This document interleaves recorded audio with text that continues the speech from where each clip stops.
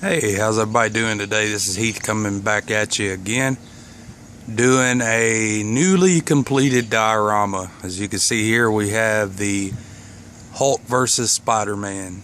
Now, what got me wanting to build a diorama of Hulk versus Spider-Man is I had saw a very big diorama that was made by Sideshow Studios. You guys that are into figures or comics or anything like that may know who they are, and they had made a Hulk versus Spider-Man diorama several years ago, limited run. And I mean, saw a guy on YouTube that actually had got his hands on one, and I think this was a couple of years ago, and he give like $1,200 for it. I mean, stuff like that, the figure statues, you know, the ones that are done by very big time companies, they can go for a lot of money because they, like I said, they're limited run. So if you get your hands on one, you're lucky. I don't think even if I had the money to spend, I wouldn't spend $1,200 on a figure statue. I mean, it's just a whole lot more stuff you could do. So anyway, getting off point there, that got me interested in wanting to do a Hulk versus Spider-Man diorama, and I knew I wasn't going to be able to do one that looked exactly like the statue, but I wanted to just kind of give that appearance of them two going at it as they have in the comic books in the past. So what I did here is I have a base, and again, most all of this is made out of the pink foam board. And just to answer a few questions from previous videos, it is the I think it's either 1.5 or 2-inch thick project foam board that you can get at Home Depot. They don't have it at Lowe's. You can get the big huge sheets of foam board, but the thing is, if you want to do stuff like this, the project foam board, it's a little bit more likely that you'll get a straight piece. And what I mean by that is, when you're building, let's say a building, you got to have straight pieces for the walls. You can't have, you know, pieces that are curved or warped, because this is not going to work out. You can't butt them together with the magnets, and there's going to be a gap, and it's just not going to look right. So that is the type of foam board I use. And for the foam board that's on this diorama, again, it was just scrap pieces. It's been a hard lesson learned about the foam board with the curves and the warps. A lot of times I'll just have to get lucky and see if they have a piece that, you know, barely has a curve in it, and sometimes you just kind of have to get what they got. So these were some scrap pieces I had left that not necessarily had a big curve in them. They were just a piece that, you know, was off of something else I built. So the bottom base, I used Elmer's glue and sand, actual sand that you can get at the craft store. As if you could see, it kind of made it textured. So I wanted that to look kind of like, you know, some raw earth there. This piece was a scrap piece that I had, and the way that it was cut, or the way it looks right now, is almost the way it was as a scrap piece. I just kind of cut a few more chunks out of it. I wanted it to look like a piece of wall that had been broke down by Hulk. Now, as far as Spider-Man goes, this is one of my all-time favorite Spider-Mans, and they call him Pizza Parker. He comes with a slice of pizza. And again, for you guys that don't remember, I collect the 6-inch Marvel Legends figures. Now, brief history on that. Toy Biz had Marvel Legends copyrights for years, and they were the ones that made them. They made excellent figures, very articulated, very detailed. The paint on them was great, but they kind of shot themselves in the foot because they would offer such detailed figures, a lot of articulation, for $10 a pop. And I don't know the whole story behind it, but apparently they just they had to hand it over to Hasbro because they just couldn't make the profits that Marvel wanted, I guess. So not to say that Toy Biz you know, lost that right because they made poor figures. That's not the case at all. A lot of the Toy Biz 6-inch action figures are highly sought after, very collectible and very expensive. I have a couple myself. Hasbro took over I don't know how many years ago now, but they've been doing the Marvel Legends for quite a while. So the Pizza Parker Spider-Man here, he is one of those newer Hasbro figures. And as you can see, I got him in a pose there. Don't mind the junk in the background there, just doing some picking up in the yard.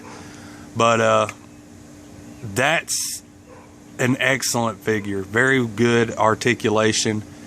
Got him to actually kind of hold on to the side of the building as if he's like kind of swooping in to get the advantage on Hulk. Got Hulk kind of throwing that fist up like, you know, get over here. And that Hulk figure, he is a movie figure. Back in 2003, when the first Hulk movie came out, they threw some figures out.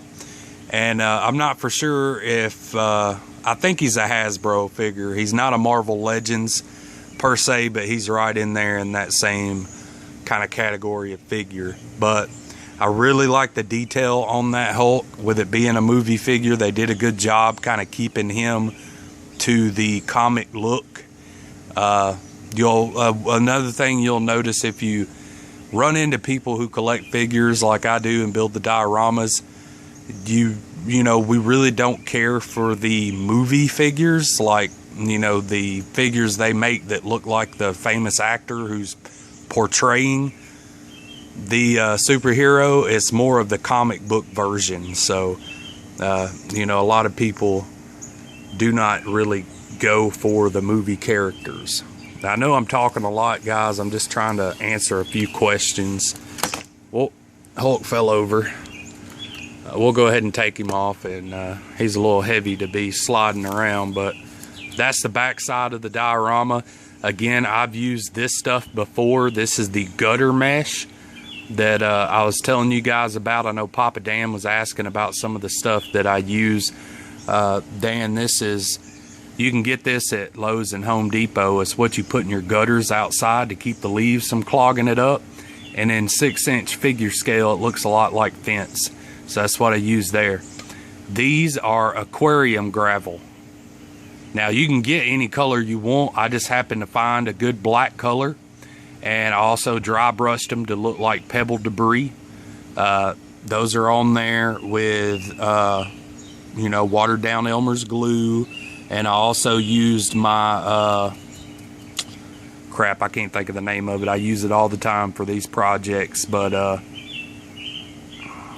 tacky glue. I think that's what it's called. Yeah, tacky glue. The pipes are drinking straws that I cut up and just wanted to give some more debris on the back side of the dio just to make it not so bland. But I really like how this diorama turned out, and I want to give a big shout out to all of my subscribers that have, you know, supported the diorama segment of my channel. I know I really didn't know how people were going to take, you know, me putting up videos of the figure dioramas with my channel being model cars, so I didn't know how well or how much anybody would be interested. But again, thank you guys very much for supporting this side hobby. Now I'm not going to be able to get Hulk to stand up the way I wanted him to. There he goes.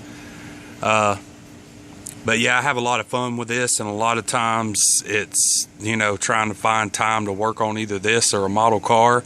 And with this being a newer hobby with me, a lot of times I choose to work on these, and they don't take as long as building a model car. I know there's just so much detail that is involved with a model car that I kind of work on it for a little bit, put it up, set it aside. But again, thanks to all of you guys that have helped to support this part of my channel. I really appreciate it.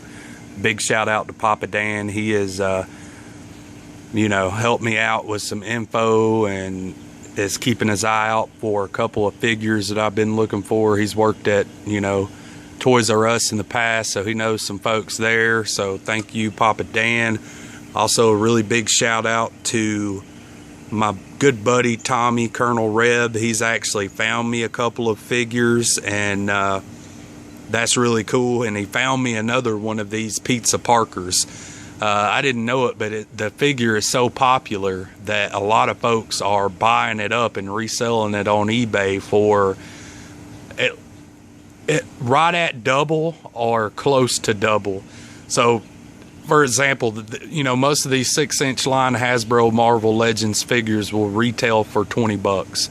People are buying them and reselling them on eBay for like, you know, 36, 39, 40. I've seen them for 42. It's like, you know, I hate that people do that. It's like, you know, I know people want to turn a dollar, but still to mark something up that high is just ridiculous. But Tommy did actually find this figure for me, and he actually found it for me today, so that was excellent. This one is going to stay on this diorama. I've got one that's still in the box, and then I'll have another one when I get that one from Tommy.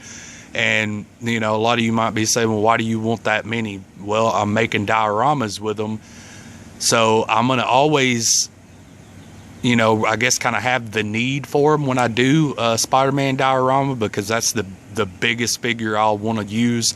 And then also I like to keep one in the box as well.